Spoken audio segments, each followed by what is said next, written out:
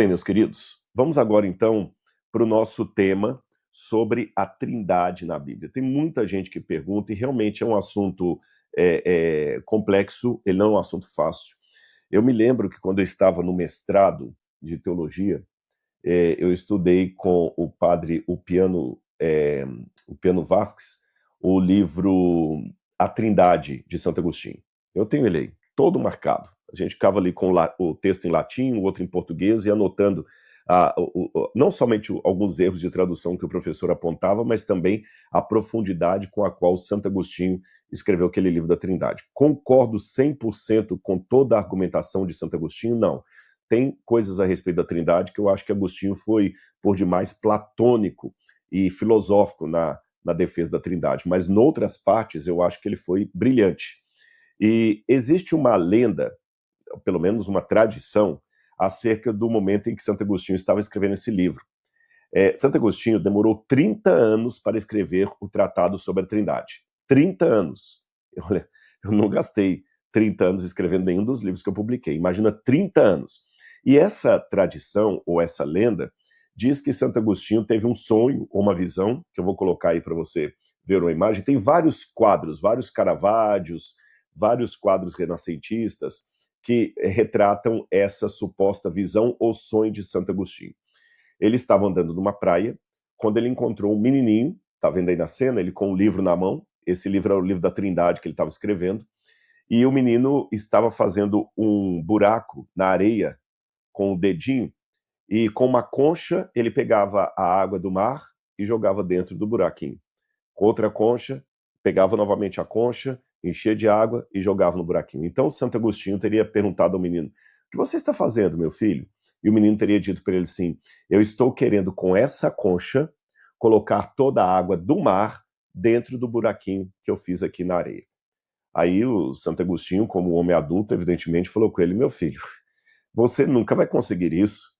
A água do mar não cabe nesse buraquinho, ainda mais trazida por uma concha." Aí o menino teria dito para ele assim: "Mas que estranho, porque o senhor está querendo colocar na cabeça das pessoas todo o conhecimento da Trindade a partir de um livro?" E depois disso, a história diz que o menino desapareceu e que seria o próprio Jesus que havia aparecido para ele em forma de criança. Seja verdadeira ou não essa experiência epifânica de Santo Agostinho de Hipona, o fato é que ela realmente nos coloca diante do dilema de estudar a Trindade.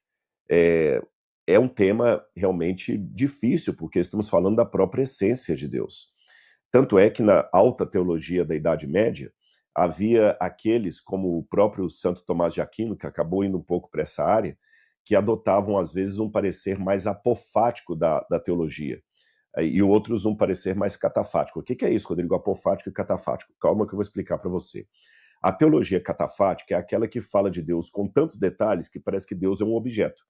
É aquela que arvora até a petulância de dizer que teologia é a ciência de Deus, o estudo de Deus, como se Deus fosse um objeto a ser estudado. Isso não funciona. É a teologia catafática, ela está num extremo. No outro extremo está a teologia apofática, que é aquela que coloca Deus tão distante, tão distante, tão distante, que, como disse o próprio Santo Tomás de Aquino, a teologia só falou daquilo que Deus não é, porque o que ele é em essência, ninguém sabe, nem nunca saberá. Bom, não ficando nem no extremo da teologia apofática, nem da catafática, eu acho que o equilíbrio aqui seria ficarmos com a revelação bíblica, porque a própria Bíblia diz: as coisas ocultas pertencem ao Senhor, porém as reveladas são dadas a nós, correto? Então nós podemos ter acesso àquilo que Deus revelou de si mesmo, que esse é um dado importante para você ter acerca desse livro, a Bíblia Sagrada. A Bíblia não apenas revela que Deus existe, ela revela verdades acerca de Deus. E podemos nos apegar a essas verdades. E é com essa base bíblica que nós vamos estudar a Trindade. Então hoje eu vou pedir um pouco de paciência de vocês, porque eu vou ter que colocar vários slides aqui com algumas coisas escritas para nortear a nossa aula. Eu estou fazendo isso por dois motivos. Primeiro, porque eu sei que muitos de vocês assistem novamente o vídeo durante a semana, então pode ser que você congele aquela parte ali para tomar nota das passagens bíblicas que eu vou mencionar, os textos que eu vou escrever e algumas citações que eu vou fazer, tá bom? Em primeiro lugar, o que é a Trindade? Vamos analisar isso aqui.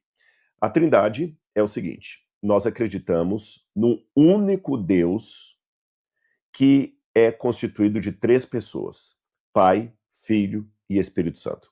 Trindade não é triteísmo, não são 3 deuses, nem modalismo, um Deus que apresenta às vezes na forma de Pai, um Deus que às vezes apresenta na forma de Filho e de Espírito Santo, tá bom? A palavra Trindade, ela não está na Bíblia, mas o conceito dela está na Bíblia. Então, quando algumas pessoas imaginam a Santíssima Trindade, Deus Pai, Deus Filho e Deus Espírito Santo, sentado num banco de jardim conversando, isso não é trindade. Isso é triteísmo, são 3 deuses.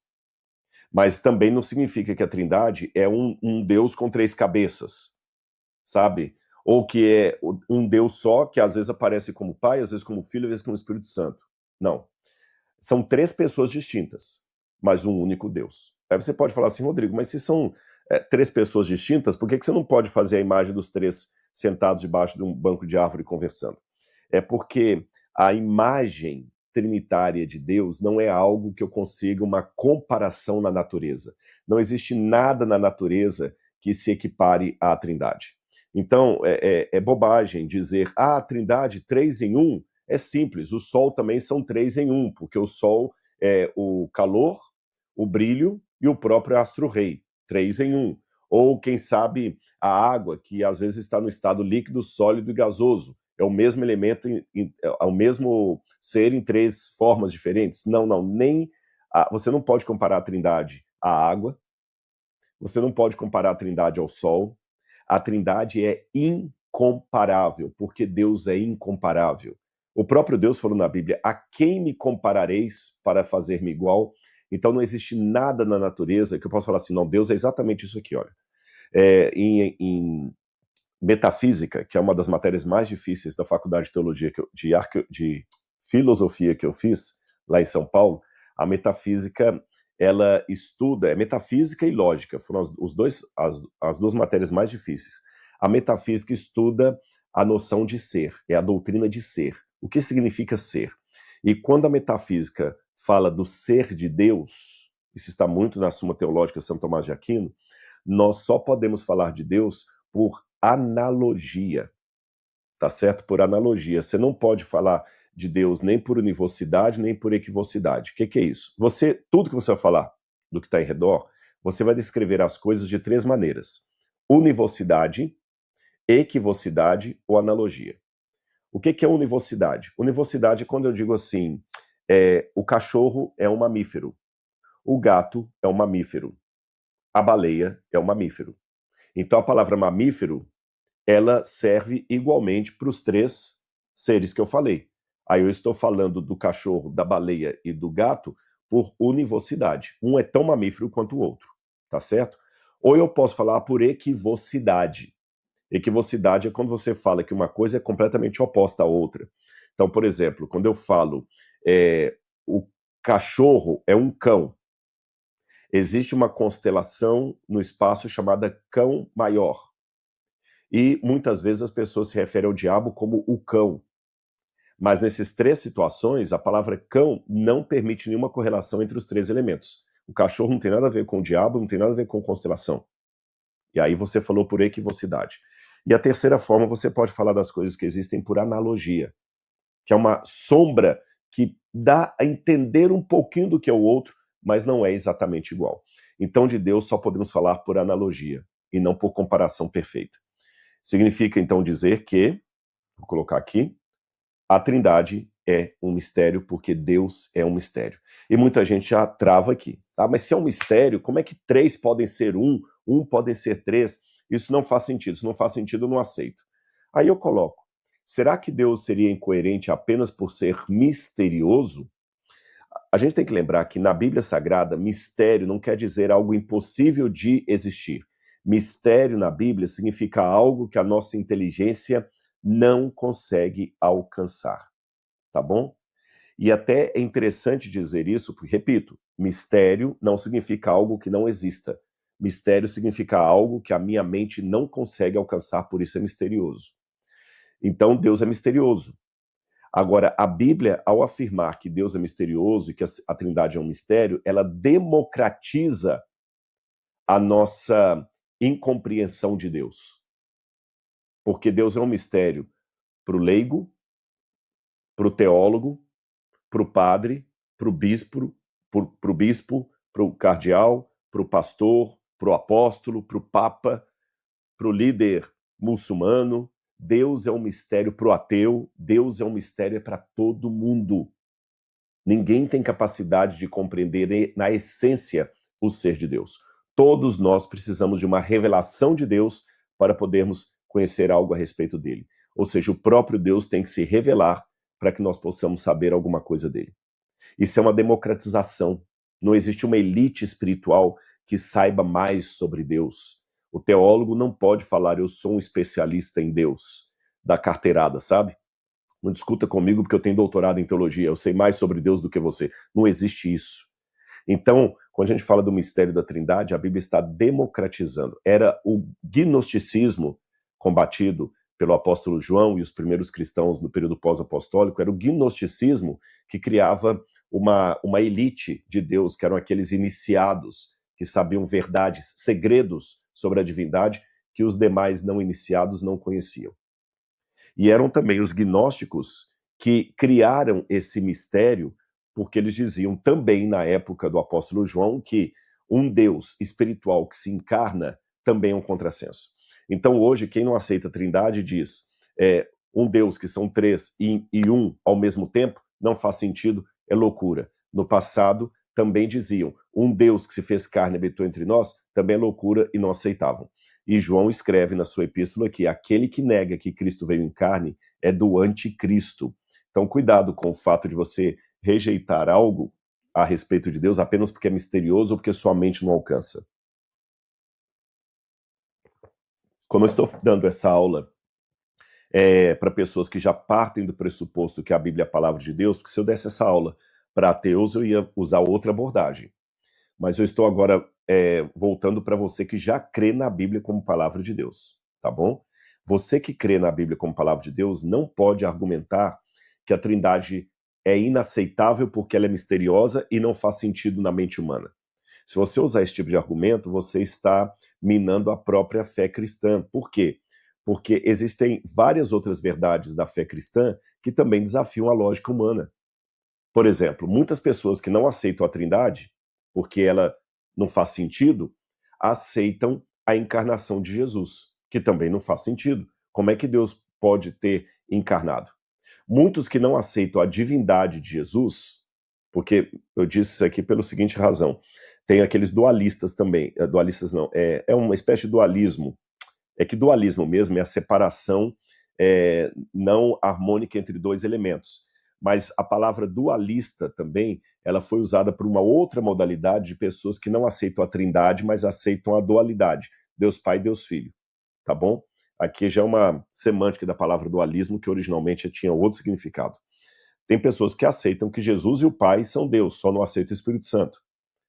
Mas como é que Jesus, Deus, encarnou? Há pessoas que não aceitam que Jesus seja Deus, porque é um mistério, mas aceitam que ele nasceu de Maria virgem. Como é que Maria, então, virgem, poderia dar à luz a um menino? É um mistério também. Como é que Jesus pode ter subido para o espaço sideral num corpo físico de carne e osso, sendo que a atmosfera faria esse corpo explodir? Então, nós não devemos rejeitar algo porque não faz sentido na mente humana. Nós podemos rejeitar algo porque não tem base bíblica. Se você fala, eu não acredito na Trindade porque ela não tem base bíblica, tudo bem. Mas se você falar, eu não acredito na Trindade porque esse negócio de 3, 1, 1, 3 não faz sentido, não, essa não é argumentação. Tá certo? Agora sim, eu estou pronto para a gente entrar nessa seara e ver se a Bíblia, especialmente o Antigo Testamento, oferece ou não base para crermos na Trindade. Mas antes disso, eu quero também explicar para você alguns termos importantes que a gente deve tratar. Em primeiro lugar, o tamanho de Deus. Quão grande é Deus? Se você perguntar na escola primária, né, qual o tamanho de Deus? Aí a menina fala assim, Deus é muito grande. A outra me pergunta assim, mas grande como? Maior do que a minha casa? Que criança é assim, né? Maior do que minha casa. Deus é maior do que o Brasil? Deus é maior que o mundo inteiro? Quando as crianças fazem essa pergunta ali na escola infantil e uma fica dialogando com outra, elas estão, de um jeito infantil, colocando uma questão que é tratada pela metafísica. Qual é a dimensão de Deus? Qual o tamanho de Deus? Em primeiro lugar, que temos que aprender que Deus não é coisa, portanto, dimensões e descrições espaciais e temporais são difíceis de ser aplicadas a ele. Ou seja, não existe um espaço que caiba Deus. Tanto é que, quando a gente vai em 2 Crônicas, capítulo 2, versículo 6, 2 Crônicas, capítulo 2, versículo 6, eu encontro esta passagem bíblica aqui, 2 Crônicas 2, versículo 6. Veja o que Salomão disse. No entanto, quem seria capaz de lhe edificar um templo, visto que os céus e até os céus dos céus não o podem conter? E quem sou eu para lhe edificar um templo, a não ser para queimar incenso diante dele? Salomão, quando estava fazendo o templo de Jerusalém, ele pediu uma coisa paradoxal: o Senhor habita nesse templo. Mas ao mesmo tempo que ele pediu, o Senhor habita nesse templo, ele falou, mas assim, quem sou eu ou qualquer ser humano para fazer um edifício que caiba ao Senhor, porque nem os céus dos céus te podem conter. Ou seja, Deus está acima de tudo. Não existe um espaço que caiba a Deus. Então, qual que é o tamanho de Deus? Não existe um espaço que caiba a Deus. Vamos lá. A primeira coisa que você tem que entender é que Deus é paradoxal, mas ele não é contraditório. Preste atenção nesse desenho aí. Eu vou dar até uns segundos de silêncio para você poder olhar com calma. Olha bem, preste atenção. Você está vendo como essa peça de arte? Isso aqui é um paradoxo, não é uma contradição. Olha bem, é um paradoxo. Está dando um nó na sua cabeça como é que está essa peça de arte aí, né? Está dando um nó na sua cabeça. Mas, repito, isso é um paradoxo, não é uma contradição. Então, o fato de Deus fugir da nossa capacidade intelectual e, às vezes, ele ser, ao mesmo tempo, infinito e finito, ele ser alguém que não tem um espaço que o caiba e ainda assim ele fala que habita no coração do contrito e habita no templo de Salomão, como? Se nenhum espaço cabe Deus, como é que ele habita no templo? Se nenhum espaço é grande o bastante para cabê-lo, como é que ele habita no meu coração? Isso é um paradoxo de Deus. O paradoxo é uma forma muito sofisticada de apresentação da realidade. É diferente da contradição. Algum exemplo que eu posso dar de paradoxo? Eu posso falar com você assim, estou farto de não ter nada. Bom, se eu não tenho nada, como é que eu estou farto? Se eu estou farto, como é que eu não tenho nada? Mas é uma verdade, não é uma contradição. É uma verdade paradoxal. Isso foi só um exemplo para você entender que Deus pode sim ser três e um ao mesmo tempo, ser infinito e caber no meu coração ao mesmo tempo, tá bom? Mas voltando a essa questão do tamanho de Deus, o problema é que quando a gente imagina o tamanho dele em relação ao universo, mesmo sabendo que o universo não cabe Deus, a gente imagina isso aqui, ó. É esse o desenho que você imagina, o universo na mão de Deus e Deus ali fora. Esse desenho é muito emblemático, realmente, você pode imaginar o universo todo assim, cabendo nas mãos de Deus, e Deus muito maior, mas esse desenho não condiz com a verdade bíblica. Eu vou explicar o porquê para vocês. Nós sempre pensamos em termos de dimensões temporais. Tudo que nós imaginamos, nós só imaginamos dentro de 4 dimensões. 4 dimensões. Largura, altura, profundidade e tempo. Pode conversar com um físico que ele vai confirmar isso que eu estou falando para você. E mesmo depois que conversar com um físico, faça um exercício. Tudo que você imagina dentro dessas dimensões. Você imagina alguma coisa larga o bastante, profundo o bastante, alto o bastante. É sempre isso. Largura, profundidade e altura. E o tempo. Alguns até dizem que o tempo, na verdade, nós não conseguimos testemunhar, nós temos uma ideia do tempo, e essa ideia sempre é linear. A nossa ideia de tempo, embora outros povos tinham outros conceitos de como o tempo processa, mas nós aqui no Ocidente, no século XXI, a nossa ideia de tempo é linear. É um passado que não mais existe e um futuro que ainda não chegou. E um presente que eu nunca consigo pegar, porque a cada nanosegundo ele vira passado. Então, por isso que alguns dizem que até a dimensão temporal é uma coisa que nós temos mais na mente do que na observação. Nós não conseguimos observar o tempo, porque a cada momento, a cada nanosegundo, ele está virando passado. Então, ele não existe mais se virou passado. E o futuro não chegou. Então, o que é o presente? E além dessas 4 dimensões, largura, altura, profundidade e tempo, alguns físicos falam que tem pelo menos mais umas 11, alguns falam até de 20 e tantas diferentes dimensões no universo, mas nós só captamos essas 4 aqui. As outras, nós não conseguimos nem prová-las. Agora raciocine comigo. Se há pelo menos mais 10 ou 20 dimensões além dessas que nós não conseguimos perceber, imagina Deus, então, que está além de qualquer dimensão. É por isso que quando nós imaginamos Deus, nós só conseguimos conceber Deus dentro dessa dimensão que eu falei, largura, altura e profundidade. Mas Deus está além disso. Deus está muito além dessas dimensões. Agora, isso não significa que Deus seja uma névoa, alguma coisa, não. O que a Bíblia diz que Deus é aquele que habita na luz inacessível. Então, a única maneira que nós temos de conhecer esse Deus é se ele se revelar. Porque ele é tão absoluto, tão. Imagina um ser que não teve começo nem terá fim. Até a nossa dimensão temporal aplicada a ele fica complicada. Isso não significa dizer que Deus é atemporal. Deus não é atemporal, Deus tem o tempo dele, mas o tempo de Deus certamente não é o tempo do nosso relógio. Lembra que Pedro falou que para o Senhor 1000 anos são como um dia, 1000 dias como um ano, 1000 dias como um ano. Então, quer dizer, ele não tem essa dimensão que nós temos de um tempo que vai modificando, que eu comecei a live com vocês, estou fazendo um movimento com a mão aqui.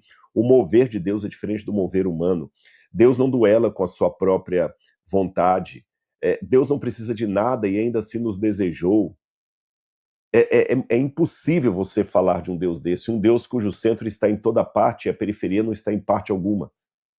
Então nós só podemos falar de Deus à medida que temos uma revelação dele a partir das Escrituras. Tá bem? Então, vamos colocar alguns conceitos que a teologia e a filosofia trabalham para você entender as abordagens que há a respeito de Deus. O primeiro conceito é o monoteísmo. Você pode anotar no caderninho aí. Monoteísmo é a crença absoluta num único e verdadeiro Deus. Monoteísmo. O judaísmo, o cristianismo e o islamismo são as 3 religiões monoteístas do mundo. As demais são politeístas. Aí vem o segundo conceito. O politeísmo é o oposto do monoteísmo. O politeísmo é a crença em vários deuses ao mesmo tempo. Aí tem o número 3, o enoteísmo, às vezes chamado também de monolatria. O enoteísmo é o seguinte: a pessoa adora um só Deus, mas acredita na existência de outros deuses. Entendeu? Ele não é politeísta porque ele não adora vários deuses. Mas ele também não é monoteísta porque ele acredita na existência de vários deuses. Então ele é enoteísta. Ele tem o Deus da devoção dele. Seria mais ou menos como uma pessoa aficionada por futebol, que ele é torcedor do Atlético Mineiro, mas ele reconhece que existe o Cruzeiro, existe o Vasco, existe o Flamengo, existe o Corinthians, existe o São Paulo. Ele só torce para um time, mas ele acredita na existência de outros times. Esse é o enoteísta. Inclusive, existe um debate na academia se o povo de Israel passou por uma fase de enoteísmo para depois virar monoteísta.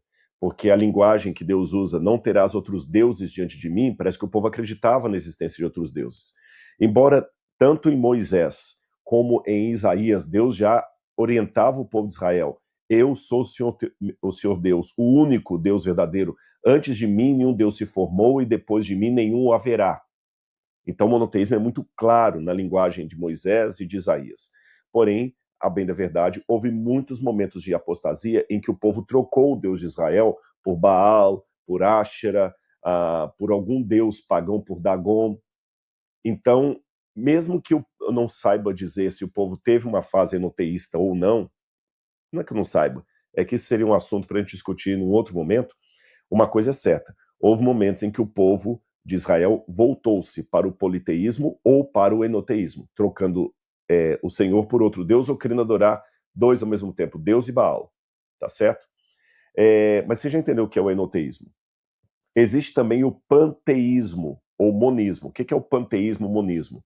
O panteísmo ou monismo diz que tudo é Deus. Ou seja, Deus é tudo. Na verdade, o Deus que existe é o próprio universo. O universo é Deus. Então, Deus é a planta, Deus é a água, Deus é a flor, Deus é o ser humano, tudo é Deus. Panteísmo. Panta, em grego, tudo, theos, Deus, tudo é Deus. E o monismo, que é muito praticado em algumas correntes religiosas da Índia, também coloca assim: tudo é Deus. Tudo é Deus. E você tem, por fim, o panenteísmo, ou chamado também de krausismo, de Karl Krause. Foi um teólogo do século XIX que criou esse conceito do panenteísmo, que ele quis sofisticar o panteísmo. Ele disse assim: não é que tudo seja Deus, mas tudo está em Deus. Então, o panenteísmo diz que o universo está contido em Deus, mas que Deus vai além do universo.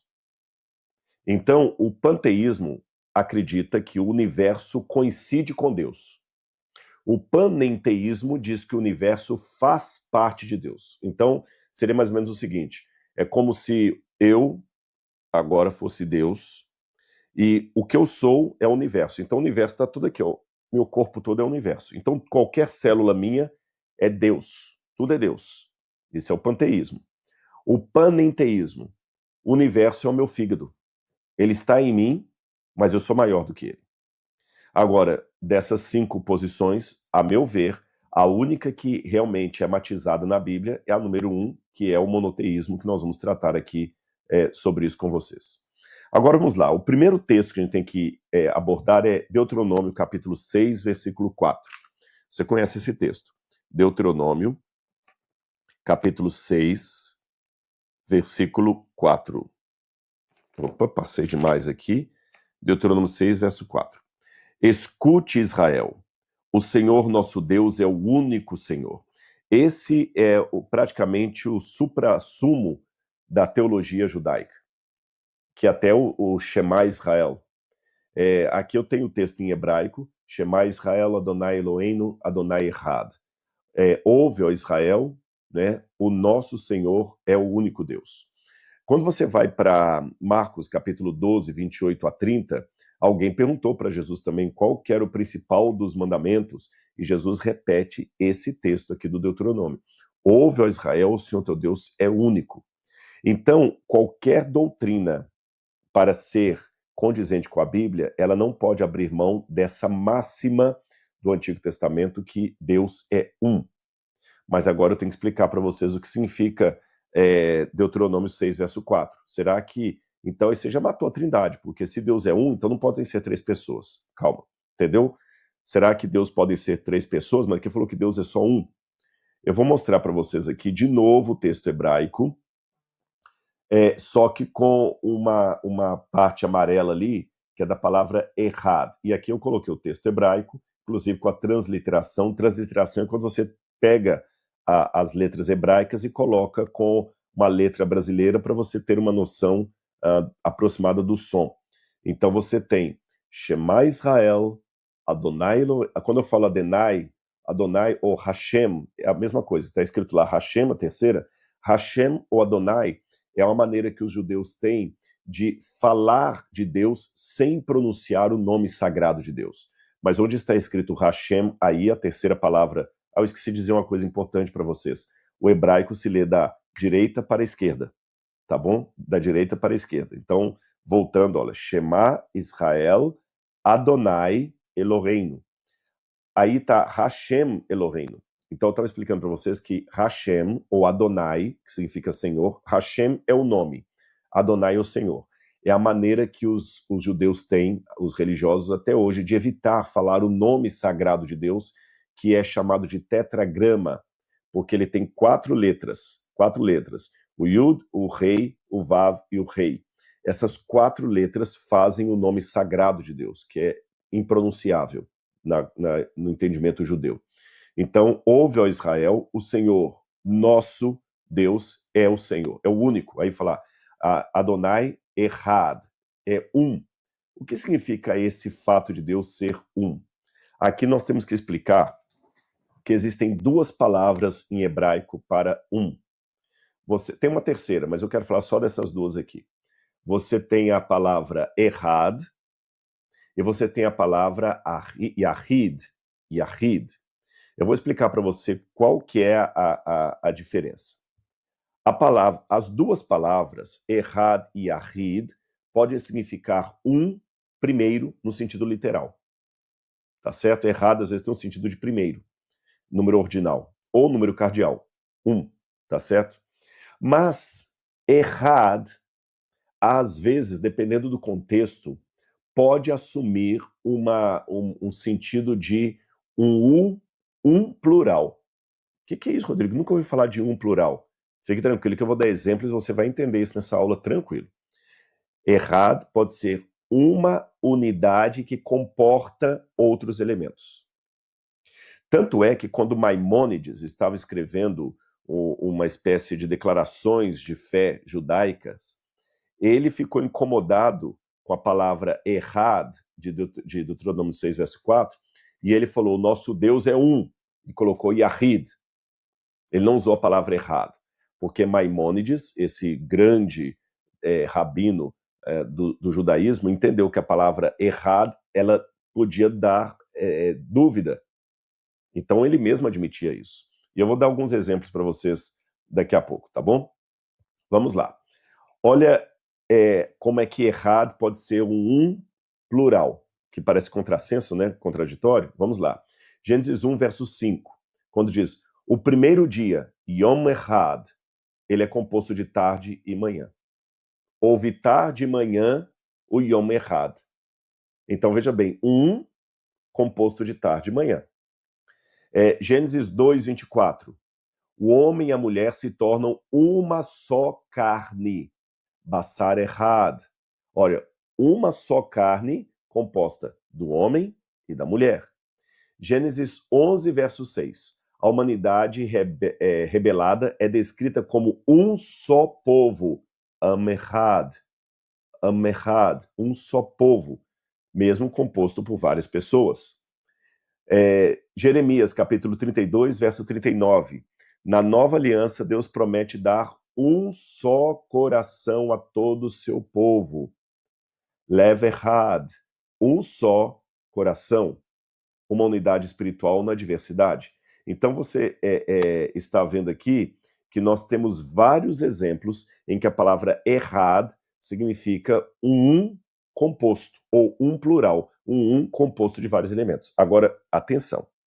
O que muita gente apresenta de objeção a essa declaração que eu fiz é que tem várias situações no hebraico onde errad significa um mesmo, um literal, como se falasse assim, olha, eu tenho aqui, sei lá, um celular, só um, não são 2, errado. Sim, existem esses termos, mas o que os gramáticos da língua hebraica apresentam é o seguinte, há situações em que errad significa um só, e há situações em que errad significa um composto, como, por exemplo, as passagens bíblicas que eu citei, e há várias outras. Agora, quando você fala Yahid, Yahid só significa um mesmo. Yahid não tem o sentido de um composto. Então, se Deuteronômio, capítulo 6, versículo 4, tivesse dito Shema Adonai Eloheinu... Não, Shema... nossa, agora deu um branco aqui. Vamos lá, vamos ler no hebraico de novo aqui, a gente vai pegar direitinho. Se no hebraico tivesse assim, ó, Shema Israel, Adonai Eloheinu, Adonai Yahid, aí realmente eu tinha um problema para a Trindade. Porque estaria dito, ouve, ó Israel, o Senhor nosso Deus, o Senhor é um.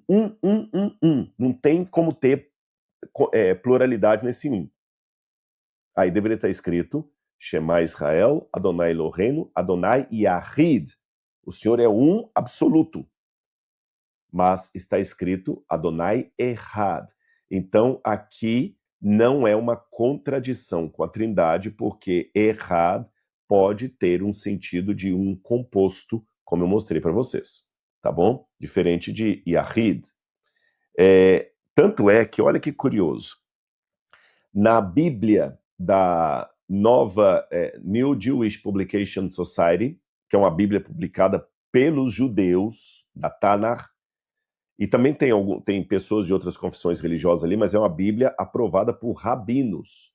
Olha como é que ela traduziu em inglês o Shema Israel. Hear, O Israel, our God alone. O nosso Senhor apenas, tá bem? O somente. Então, em vez de ler a frase como o Senhor nosso Deus, o Senhor é um, é mais preciso lê-la como o Senhor é nosso Deus, o Senhor somente. E uma forma de até facilitar essa tradução aí é você comparar com o texto de Zacarias 14:9, que também na Bíblia judaica está escrito assim: o Senhor será rei sobre toda a terra. Naquele dia o Senhor será um, e o seu nome um.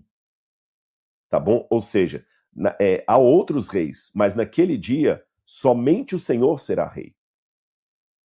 Então aqui está dizendo assim, o Senhor, ouve, ó Israel, o Senhor nosso Deus é o Senhor somente.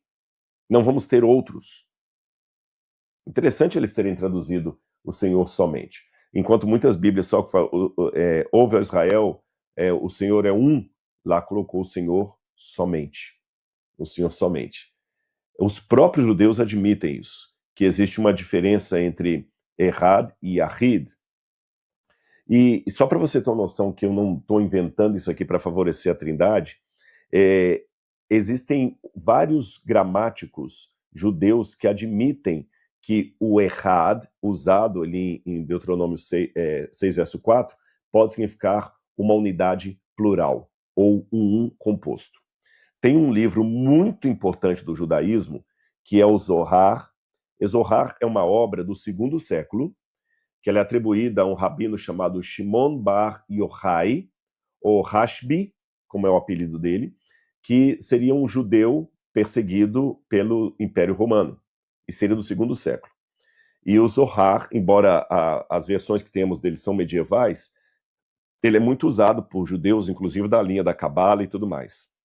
E eu não estou falando que eu concordo com o Zohar, que eu vou subscrever tudo que o Zohar apresenta, mas quero dizer apenas que o Zohar foi escrito por judeus que entendem de hebraico e aramaico. Tanto é que ele está escrito em aramaico. E olha o que ele diz aqui com relação ao Errad de Deus. Olha o comentário que o livro faz sobre Deuteronômio 6, verso 4. Aqui não são cristãos, é judeu falando. Vinde e vede o mistério da palavra Hashem, para não pronunciar o nome de Deus, né? Há 3 degraus, cada um existindo por si só. Contudo, são um. Há 3 degraus, contudo, são um.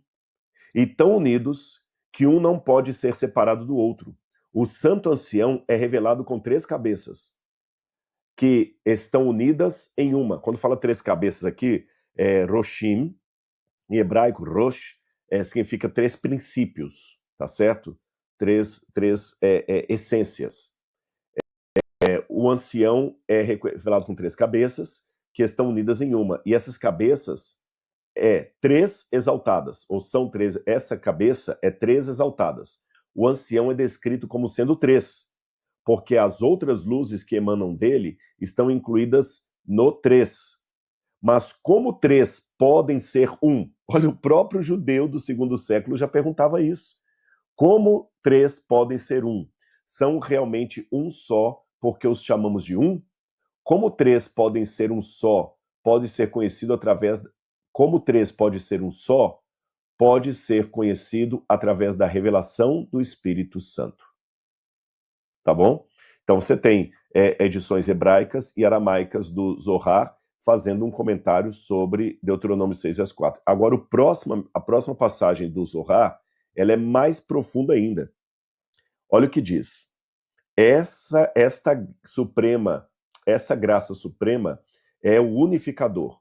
Por essa razão, a seção do Shema é unida àquela de "e assim será", pois o ato que torna cada dia uma unidade e da mesma forma a soma total dos dias separados no todo perfeito é o fato de seguir a vontade divina em conhecimento e em ação.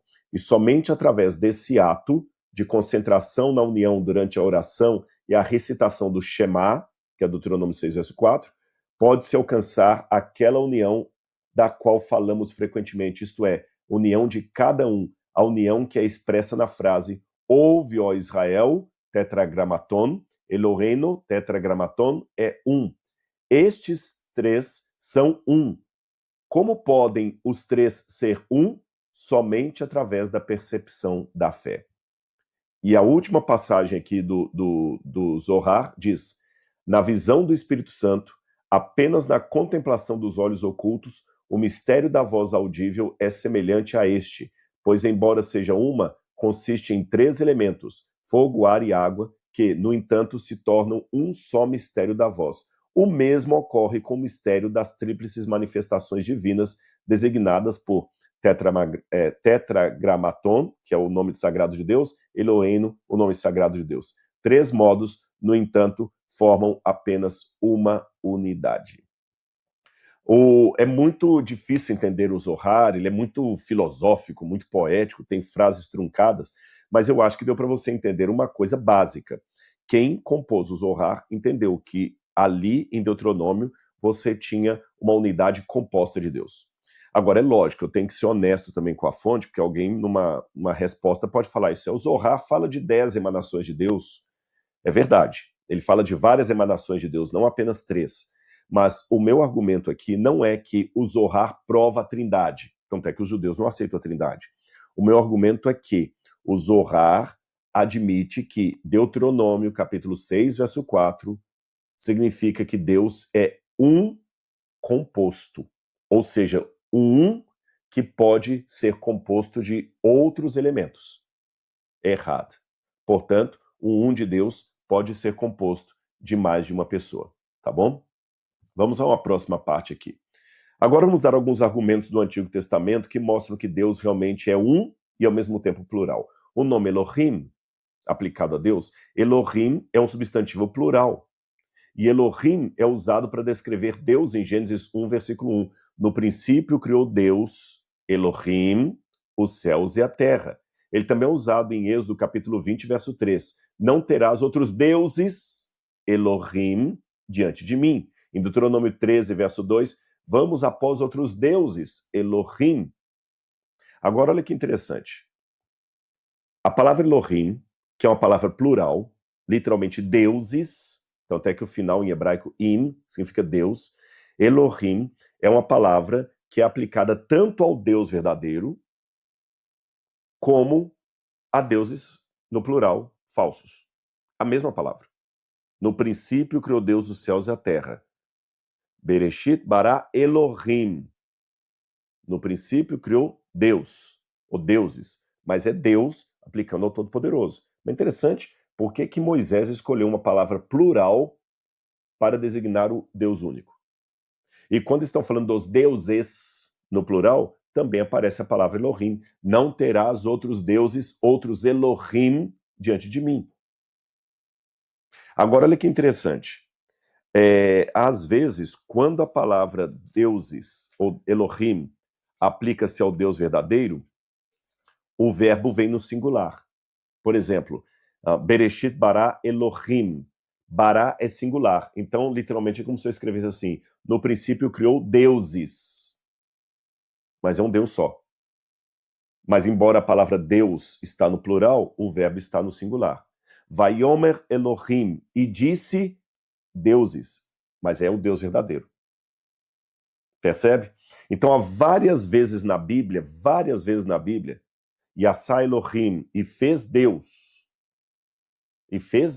ou fez deuses, né? Porque a palavra está no plural, mas refere-se ao Deus verdadeiro, tanto é que o verbo está no singular. Então você percebe que houve momentos em que Moisés não se importou de dar para o Todo-Poderoso um título no plural. Isso significa que esse Deus pode ser um Deus plural, um Deus que é único, mas que é composto. Agora, tem situações de Elohim aplicado ao Deus verdadeiro em que o verbo vem no plural. Por exemplo, Gênesis 20, verso 13. E quando Deus me fez errar, literalmente está assim, e quando eles me fizeram errar, mas está falando do Deus verdadeiro, mas está no plural. Quando eles me fizeram errar para longe da casa do meu pai. Gênesis 35, verso 7. Ali Deus se revelou a ele, mas literalmente no hebraico está, ali Elohim apareceram a ele. E é um Deus só. Está falando do Deus verdadeiro. Mas ele está usando um verbo no plural. 2 Samuel capítulo 7, verso 23. Deus Elohim foi. Literalmente em hebraico está. Eles foram. Salmo 58, verso 11. Certamente há um Deus, Elohim Echad, que julga, literalmente, que julgam. Então, o que eu percebo? Vamos fazer para não confundir sua cabeça agora. Se Deus é um só, ok? Conforme o Shema Israel. Se Deus é um só. Mas Moisés não se preocupou com o fato de usar uma palavra plural para designar Deus, Elohim, significa que esse Deus é um só, mas é um Deus composto. Ele é um só, monoteísmo, mas ele é composto. Ele pode ter mais de uma pessoa no ser dele. Porque Moisés, às vezes, o chama pela forma plural, Elohim, e coloca o verbo no singular, mas às vezes ele nem se preocupa. Ele chama Deus pelo plural e coloca o verbo no plural. Então você nota que Deus é um, mas é plural. Vamos ver aqui a próxima passagem. Alguém tentou explicar no passado que esse plural de Deus é o pluralis majestáticos. O que significa o plural majestático? Até o próprio Gesenius falou isso no passado, mas hoje a maior parte dos gramáticos de língua hebraica refuta isso e não aceita isso. O que é? Quando fala de Deus no plural, é um plural majestático. É como você fala assim, vossa majestade. Sabe esses filmes que a pessoa vai se referir ao rei e fala assim, vossa majestade poderia nos dar a graça, e está falando com um rei só? Lembra que as Bíblias antigas também usavam muito voz para falar com Deus, né? Até a Igreja Católica até hoje faz o Pai Nosso nessa voz majestática. Pai nosso que estás no céu, santificado seja o vosso nome, venha a nós o vosso reino, seja feita a vossa vontade. Isso é o plural majestático. Você usa o plural por respeito para falar com o soberano. Então, seria o plural majestático. Aí falaram, então é por isso que Moisés usa o plural, quando fala de Deus no plural, plural majestático. Só que hoje essa argumentação caiu por terra. Por quê? Porque o plural majestático só veio a existir na Europa monárquica na Idade Moderna. Não existia plural majestático nas línguas antigas. Não existia plural majestático no hebraico bíblico. Não existia plural majestático em nenhuma língua do Antigo Oriente Próximo. Então é anacronismo dizer que Moisés estava usando o plural majestático. Isso não explica. O que nós temos de fato é Moisés e a Bíblia defendem a existência de um só Deus. Eu sou o único Deus. Antes de mim nenhum Deus houve e depois de mim nenhum outro haverá. Só há um Deus, monoteísmo. Mas quando a Bíblia fala que esse Deus é um, usa a palavra errad, que embora em alguns momentos seja um literal, em outros momentos é um composto. Uma unidade composta de outros elementos, o que abre possibilidade para que Deus, sendo um, tenha mais de uma pessoa na sua essência.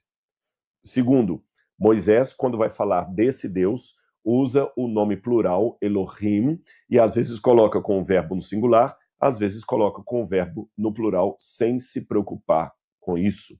Aí alguém pode falar, tá, mas vem cá, Moisés deve ter usado o nome Elohim, porque não havia uma forma singular do nome. Havia sim. Você tem em hebraico o nome Eloah. Eloah, em hebraico, é a forma singular de Elohim. Agora, olha que interessante, Eloah aparece em outros lugares da Bíblia, por exemplo, Deuteronômio 32, 15 a 17, Abacuque 3, 3. E essa forma singular, Eloah, poderia facilmente ter sido usada consistentemente na Bíblia. Mas olha que curioso, quando vai falar de Deus, a forma singular Eloah aparece 250 vezes no Antigo Testamento, enquanto a forma plural Elohim aparece cerca de 2.500 vezes no Antigo Testamento. Então, ao invés de negar a pluralidade de Deus, eu acho que é mais fácil admitir que Deus é plural. Ele é um, mas é plural. Assim como errado, tá certo? É um dia composto de tarde e manhã. Uma só carne composta de Adão e Eva. Simples assim. Um só coração composto de vários indivíduos ali que perfaziam o povo. Então, Deus é um composto de várias pessoas. Quem são essas várias pessoas e qual o número delas, vou falar daqui a pouquinho, tá bom?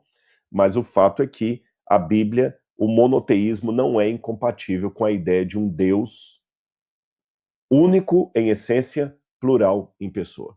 É isso que eu quero dizer para vocês. Vamos aqui. E também tem pronomes plurais para Deus. Quando você vai para Gênesis 1, 26, Deus fala assim: façamos o homem à nossa imagem, conforme nossa semelhança. Houve uma tentativa para mim muito primária de tentar explicar isso aqui de outra maneira que não a Trindade conversando. Uma forma que alguns diziam é o seguinte, alguns comentaristas medievais, não, quando Deus fala, façamos o homem à nossa imagem, Gênesis capítulo 2, verso 26, a Bíblia está falando, é Deus falando com os anjos. Então, o Criador falou com os anjos, façamos o homem à nossa imagem, mas em nenhum lugar da Bíblia é dito que nós somos feitos à imagem e semelhança dos anjos. Nós somos a imagem e semelhança de Deus. Houve uma outra proposta também, que não faz sentido para mim, que alguém propôs, que era Deus conversando com a terra. Façamos o homem à nossa imagem e semelhança. E a terra, então, faria parte daquele diálogo de Deus com a terra. Também, hermeneuticamente, isso não se sustenta. Porque o ser humano não foi feito à imagem e semelhança da terra. Nós somos feitos à imagem e semelhança de Deus, ponto final.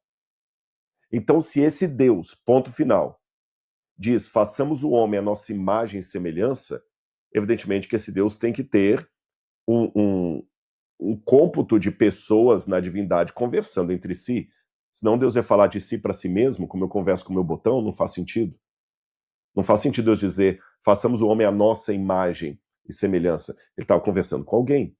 Aliás, tem um argumento filosófico muito interessante que São Jerônimo usa, que ele fala que uma das provas de que Deus é pessoal, que Deus é plural no sentido de pessoa, é o fato de Deus ter como essência do seu ser o amor. Para Deus ser amor, ele tem que amar por toda a eternidade. Mas se Deus amasse a si mesmo, ele seria um narcisista. Deus tem que ter um objeto do amor. E para Deus ter um objeto do amor que seja eterno, tem que ser alguém com a mesma essência de Deus. Tem que ser uma segunda pessoa. Compreende? Então, para Deus ser amor, ele tem que amar por toda a eternidade. Mas para ele amar por toda a eternidade, ele tem que ter um objeto desse amor. E qual que tem que ser o objeto desse amor? Uma outra pessoa. Divina. Tão divina como ele. Que as duas podem se amar, ou as três, daqui a pouco eu vou entrar no Espírito Santo, por toda a eternidade. E sem ter prejuízo para a essência de Deus, que é o amor. Se Jesus não existisse por toda a eternidade, o Pai não poderia ser amor, porque quem que ele iria amar por toda a eternidade? A si mesmo?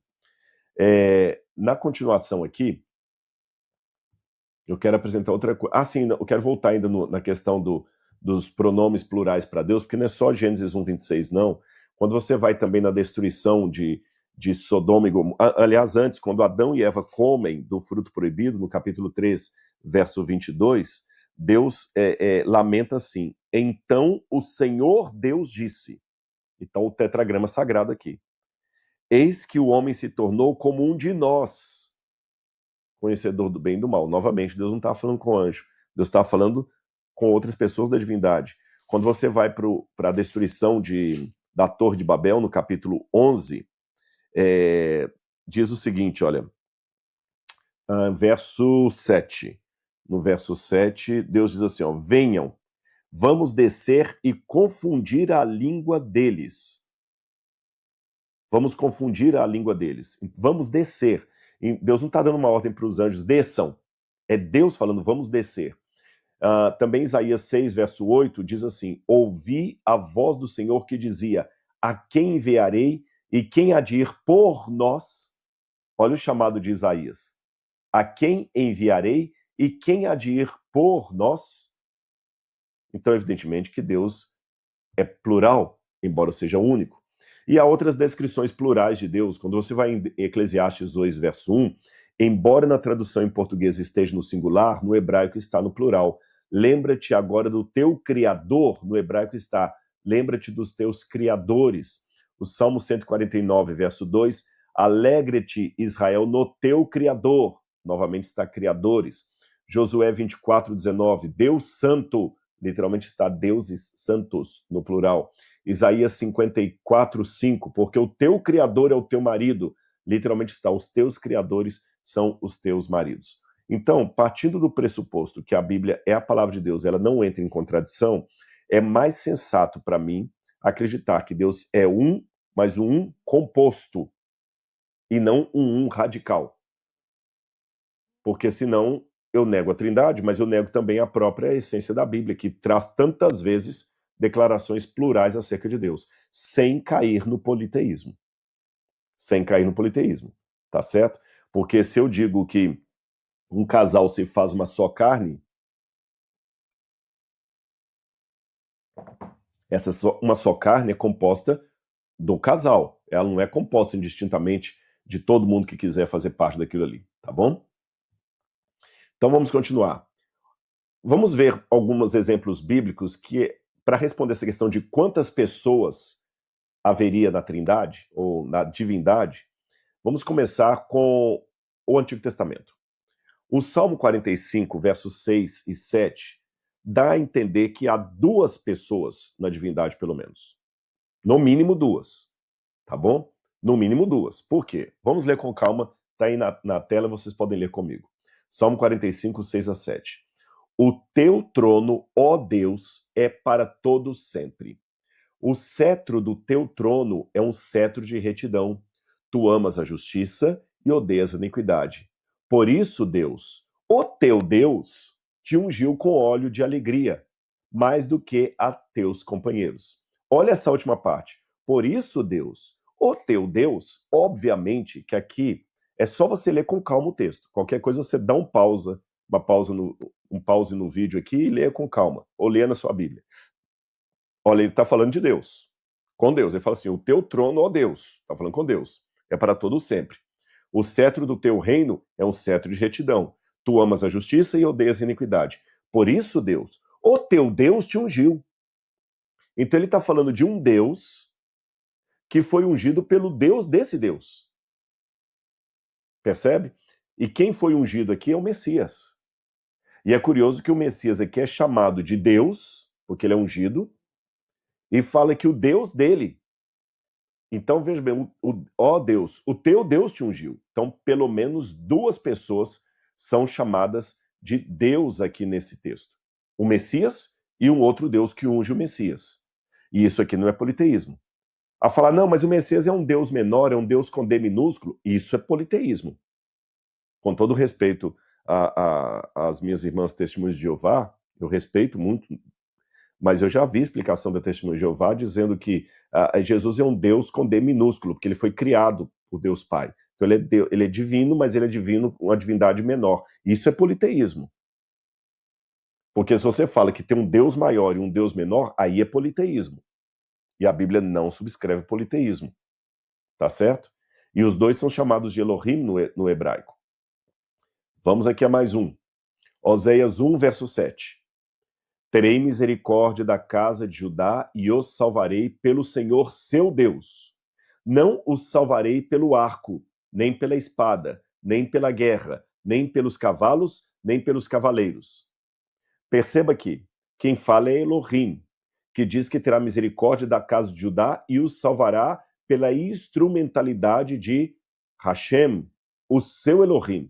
Portanto, o Elohim número 1 salvaria Israel por meio do Elohim número 2. Vamos ver no texto, não é isso? Olha, terei misericórdia da casa de Judá e os salvarei pelo Senhor. Mas não é Deus que está falando? Então Deus fala, eu terei misericórdia pela casa de Judá e os salvarei pelo Senhor, seu Deus. Não os salvarei pelo arco, nem pelo cavalo, nem nada. Então, o Deus número 1, o Elohim número 1, fala que vai salvar Israel pelo Elohim número 2. E não apenas Elohim é aplicado a duas personalidades no mesmo versículo, mas também o próprio nome sagrado de Deus, que a gente fala Hashem, o Adonai. Olha o que diz, por exemplo, Gênesis 19, 24. Então o Senhor fez sair fogo, então o Senhor fez chover enxofre e fogo sobre Sodoma e Gomorra, procedentes do Senhor desde os céus. Então, fala de um Senhor que está aqui, na terra, tá certo? Que evidentemente é aquele que estava conversando com Abraão, que Abraão se dirige a ele como Deus. Lembra que Abraão foi visitado por três forasteiros? E 2 deles eram anjos, o outro era o próprio Senhor. E 2 deixaram Abraão conversando com o Senhor e foram a Sodoma para resgatar Ló e sua família. Esse terceiro que ficou conversando com Abraão, depois você pode ler isso no capítulo 19 de Gênesis, Abraão se refere a ele como Deus. Senhor, o Senhor não vai destruir a cidade se tiver... Não, eu pouparei. Aqui ele está falando com Abraão ali, eu vou poupar a cidade, eu sou o Senhor. E Abraão se prostra diante dele, etc. Ele é o Senhor. Está bem claro aqui, que ele está conversando com Deus. E enquanto esse Deus está conversando com Abraão, é dito assim, então o Senhor, esse que estava conversando com Abraão, fez chover fogo sobre Sodoma e Gomorra, procedentes do Senhor desde origem, os céus. Então, um Deus estava conversando com ele aqui, uma pessoa da divindade estava conversando com ele aqui, a outra pessoa da divindade estava no céu.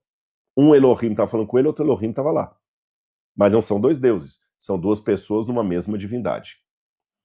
Zacarias 2, 8 e 9. Pois assim diz o Senhor dos Exércitos, para a sua glória enviou-me as nações que vos saquearam, pois quem toca em vós toca na menina do seu olho. Eis que eu estenderei a minha mão sobre eles, e eles se tornarão despojo para aqueles que os serviram. Então sabereis que o Senhor dos Exércitos me enviou. Pode olhar em todos os comentários bíblicos que você encontrar. Quem está falando aqui, quem é enviado em Zacarias 2:9 é Deus, o Messias divino. E esse Messias divino fala que o Senhor o enviou. Então parece que é Deus enviando Deus.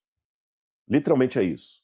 Uma outra coisa que me chama a atenção também é Zacarias 12, verso 10, que as nossas Bíblias, talvez influenciadas pela Septuaginta, traduzem um pouco diferente. Traduzem assim, Zacarias 12, verso 10. Naquele dia olharão para aquele a quem traspassaram. Até a Nova Almeida atualizada está assim. Mas quando você vai no hebraico, não está para aquele a quem traspassaram, tá?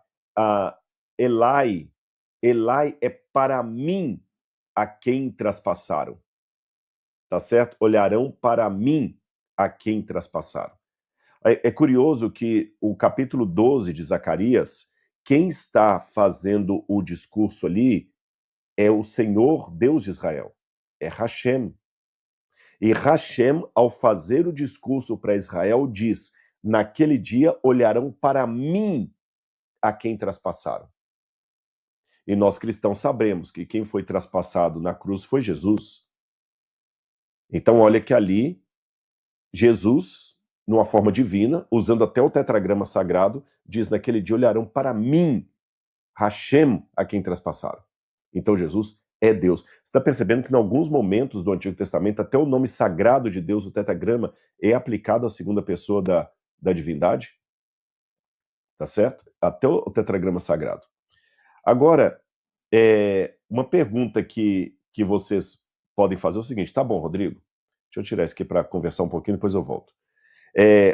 Você falou que Deus pode ser um composto, você deu exemplo de um composto, como por exemplo, homem e mulher, uma só carne, tarde e manhã, um só dia, mas isso aí são dois. O um pode ser composto de um número maior do que dois, sim, lembra o exemplo que eu dei? Aquele povo terá um só coração. Povo não são só duas pessoas, são várias pessoas. Então, o um composto pode ser um composto por vários elementos, não tem número. Ok, você pergunta. Mas quantos então podem compor o ser de Deus? Por que vocês que acreditam na Trindade dizem que são três? Podiam ser 4, 5, 6, 10, 20, e de repente até os politeístas podem estar certos.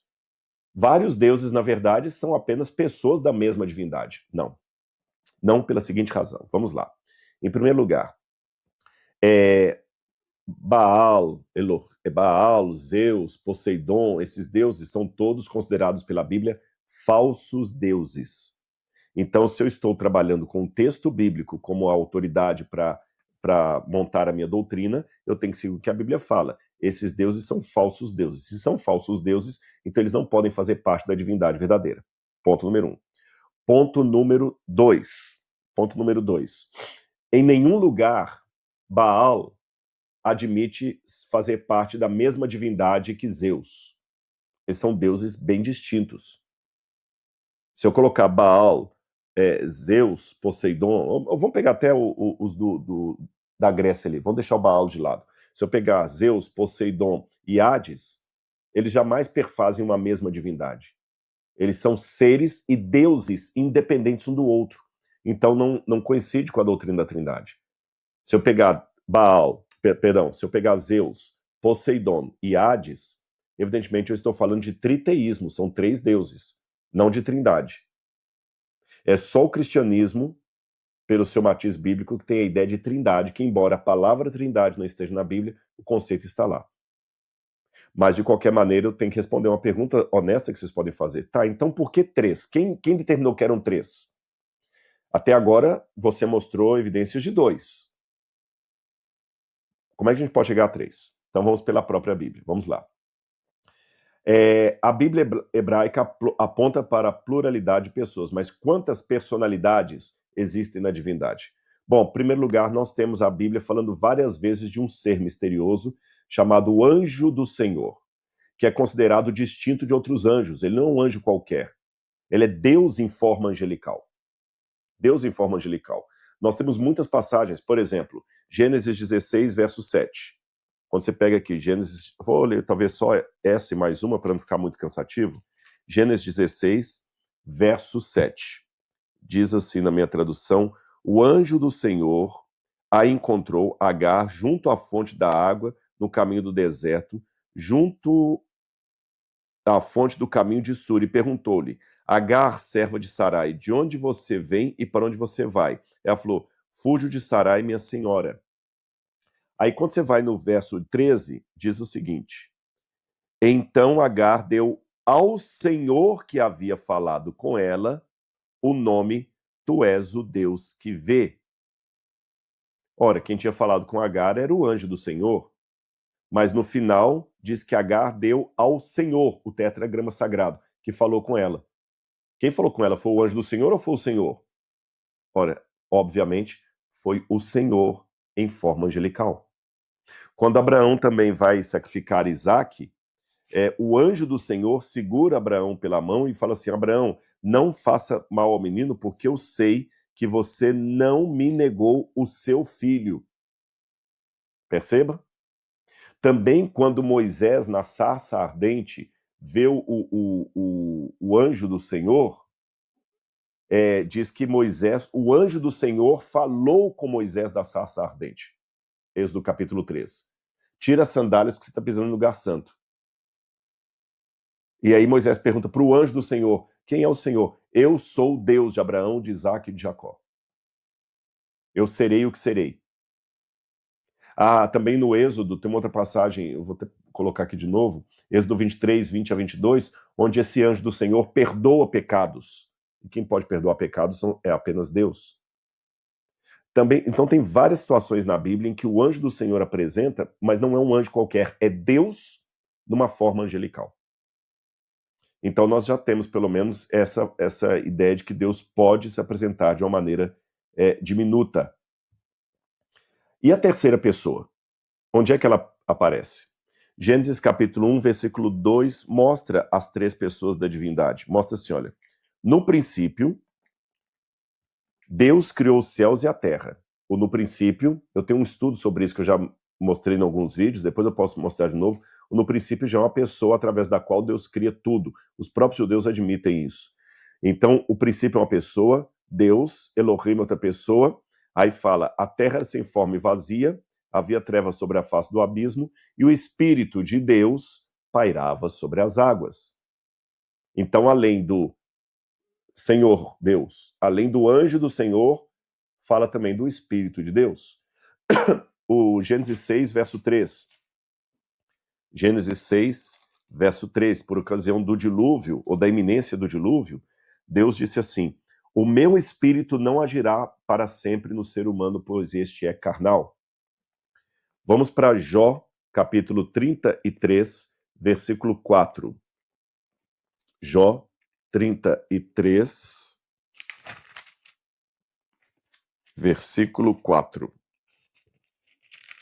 Jó 33, verso 4. O Espírito de Deus me fez, e o sopro do Todo-Poderoso me deu vida. Salmo 51, verso 11. Salmo 51, verso 11. Salmo 51, verso 11. Livra-me dos crimes de sangue, ó Deus. Não, perdão, é o verso 11. Não me lances fora da tua presença, nem me retires o teu Santo Espírito. Eu vou ler mais uma passagem para você. Salmo 139, 7. E essa de Isaías, eu quero lê-la também, que ela é muito importante. Salmo 139, 7. 139, 7 diz assim: para onde me ausentarei do teu espírito? Para onde fugirei da tua face? E Isaías, eu quero ler essas duas passagens de Isaías, só faltam duas aqui. Isaías 11, verso 2, é um texto importante. Isaías 11, verso 2.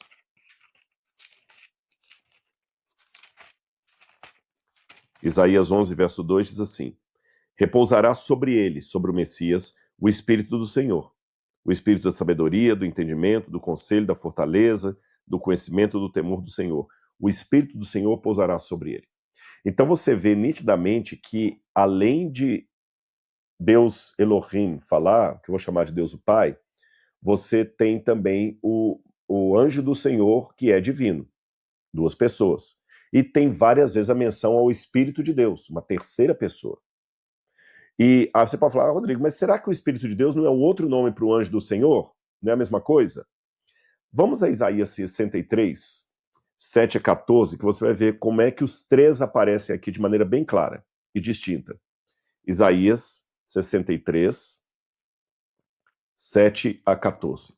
Deixa eu até voltar aqui para mim, para não ficar esse quadro branco feio aí. Opa. Prontinho. Isaías 63, 7 a 14. Olha o que diz aqui. Leiam comigo. Celebrarei as misericórdias do Senhor. Aqui está o tetragrama sagrado. E os seus atos gloriosos, segundo tudo que o Senhor me concedeu. Aí quando você chega lá no verso 9, diz: em toda a angústia deles, também ele se angustiava. E o anjo da presença os salvou. Já falou da segunda pessoa. No início falou do Hashem, agora fala do anjo da presença. Aí quando você vai para o verso 10 diz, mas eles foram rebeldes e contristaram o seu Santo Espírito. Por isso, ele se tornou inimigo deles, e ele mesmo lutou contra eles. Então o povo se lembrou dos dias antigos, lembrou de Moisés e disse, onde está aquele que tirou o seu povo do mar, junto com o pastor do seu rebanho? Onde está aquele que pôs nele o seu Espírito Santo? Olha, os três aparecem aqui. E se essa passagem ainda não convenceu você, eu vou mostrar uma outra. Olha que em outras situações em que o Espírito Santo aparece junto às três personalidades da Trindade ali. Isaías 48, 12 a 16. Vou ler esse texto. Ele está aí, mas eu vou ler aqui também. Isaías 48, 12 a 16. É porque às vezes colocando na tela fica mais fácil, mas ali eu achei que está muito pequenininha a letra. Isaías 48, versículos 12 a 16. Escuta, ó Jacó, e também você, Israel, a quem eu chamei.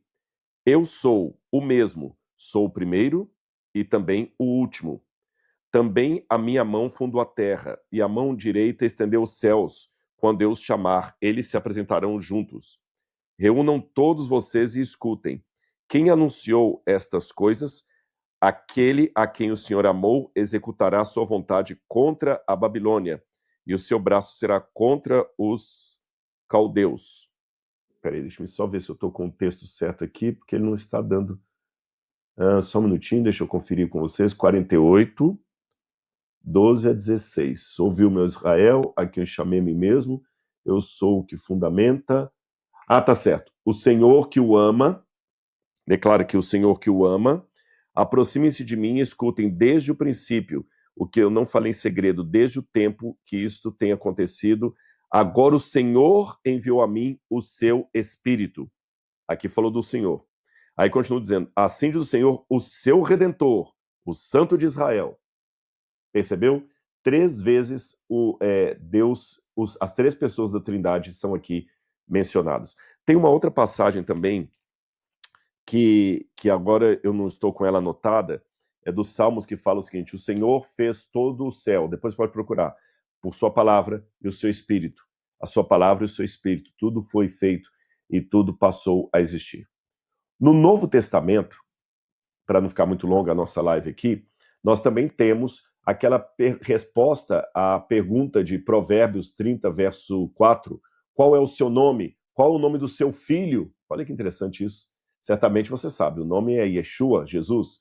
Aí quando você vai para Mateus 28, 19, fala que as pessoas deveriam ser batizadas em nome do Pai, do Filho e do Espírito Santo. É curioso, e eu não vou entrar no mérito da questão da crítica textual de Mateus 28, muita gente fala, esse texto é espúrio, não está no original. Não é bem assim, não. Esse texto está em bons manuscritos, sim, mas eu não vou falar disso aqui agora por causa do tempo. Mas eu quero me deter na maneira como Jesus fala. Ide, portanto, fazendo discípulos de todas as nações e batizando-os, ensinando-os a guardar todas as coisas e batizando-os em nome do Pai, do Filho e do Espírito Santo. Não fala em nome do Pai, em nome do Filho e em nome do Espírito Santo. É um nome só. Em nome do Pai, Filho e Espírito Santo. Ou seja, os três são um. Deixa-me ver outra passagem que eu também poderia mencionar para vocês. As formas como Paulo despede as cartas dele, 2 Coríntios 13, 13 ou 13, 14, dependendo da versão, a graça do Senhor Jesus Cristo, o amor de Deus e a comunhão do Espírito sejam com todos. Olha os três mencionados aí. Essa fórmula trinitariana aparece em várias cartas de Paulo e também de Pedro. 1 Pedro 1, verso 2. Eleitos segundo a presciência de Deus Pai em santificação do Espírito para a obediência e aspersão do sangue de Cristo Jesus. Efésios 4, 4 a 6. Há um só Espírito, um só Senhor, um só Deus e Pai de todos. Espírito, Senhor Jesus, Deus Pai de todos, Deus Pai. Três designações agrupadas em uma só confissão de fé. Lucas, capítulo 3, 21, 22 e também Mateus, capítulo 3, fala do batismo de Jesus. E você vê as três pessoas ali. Jesus, Deus Filho, sai da água. Deus Pai fala do céu, esse é o meu Filho amado em quem me comprazo. Deus Espírito desce em forma de pomba. Eu estou usando a nomenclatura Deus Pai, Deus Espírito, Deus Filho, mas repito, não são três deuses, é um Deus só. E já para ir para a parte final aqui, eu quero terminar com duas passagens, dois grupos de passagens, ambas do evangelista João. Em João 14, 16 a 7, Jesus diz: eu rogarei ao Pai, e ele dará outro consolador para que fique convosco para sempre. Bom, volta aqui para mim um pouquinho. Quando Jesus falou para os discípulos, eu rogarei ao Pai, e ele enviará outro consolador, tem que ser uma outra pessoa, que não pode ser o próprio Pai nem o próprio Jesus. Eu sei que tem gente que tenta explicar, não, o outro consolador é o Espírito do próprio Jesus. Não faz sentido isso. Porque Jesus fala, eu rogarei ao Pai e ele enviará outro. Se eu dissesse para vocês assim, olha gente, semana que vem eu não estarei aqui, mas outro teólogo falará no meu lugar, evidentemente não pode ser outro. Ou se eu disser assim, gente, eu não vou dar aula semana que vem, mas eu vou pedir ao reitor que envie um outro professor para me substituir. Se eu vou pedir ao reitor que envie outro professor, esse outro professor não pode ser o próprio reitor, nem pode ser eu mesmo. Tem que ser uma outra pessoa. Concordam comigo? Então, é interessante que muitas vezes as pessoas pensam, não, é o Espírito de Cristo, é o Espírito de Deus Pai e Deus Jesus. Não, é um outro, ele usa a palavra outro. E quando eu vou ao grego, chama minha atenção que está aqui o seguinte, kago, erotesso, ton patera, então eu rogarei ao Pai, kai alon parakleton, dosei rumin. E eu rogarei ao Pai, e outro confortador, consolador, paráclito, ele dará para sempre, né? Ele dará a vós. Ali não está o para sempre, eu não coloquei não. Dosei rumim, ele dará a vocês. Então, o alon, outro, é uma palavra muito interessante em grego, sabe por quê? Em grego tem duas palavras para outro. Tem alos e heteros. Alos é outro de mesma natureza. Heteros é outro de natureza diferente. Entendeu? Heteros é outro de natureza diferente. Por exemplo, quando uma pessoa diz eu sou heterossexual, significa que ele tem uma prática sexual com uma pessoa de outra natureza. Um homem com uma mulher com um homem. Ele é heterossexual. Tá certo? Ele é hétero. Alos é outro de mesma natureza. Então, quando Jesus fala que ele enviará outro consolador, ele não usa heteros. Então não é um outro diferente, é um outro de mesma natureza. Logo, tem que ser um outro que seja divino e que seja uma pessoa, não pode ser uma coisa. O Espírito Santo na Bíblia não aparece como coisa. O Espírito Santo, ele sente, ele intercede. Você pode pecar contra o Espírito Santo, quando Pedro condenou Ananias e Safira lá, falou que eles mentiram ao Espírito Santo. Fala para não blasfemar contra o Espírito Santo. Jesus falou, como é que eu vou blasfemar contra uma coisa? Eu só posso blasfemar contra uma pessoa, e divina, porque não tem como eu blasfemar contra a Laura, minha esposa. Laura é um ser humano. Eu não tenho como blasfemar contra um cachorro, ou blasfemar contra um livro, ou blasfemar contra uma caixinha. Não. Eu só tenho como blasfemar contra uma pessoa divina. Então, se pode blasfemar contra o Espírito Santo, só pode blasfemar contra o Espírito Santo, que é Deus. E esse Espírito Santo Deus não pode ser a mesma pessoa de Deus Pai, porque Jesus vai pedir a esse Deus Pai que envie outro. Então não pode ser nem Jesus nem Deus Pai. E a Escritura vai por aqui. João 15,16 também diz, quando vier o Consolador, que eu da parte do meu Pai hei de enviar, aquele Espírito da verdade, então uma terceira pessoa. E eu quero terminar com uma passagem de João a respeito de Jesus, que deixa bem claro que Jesus é Deus.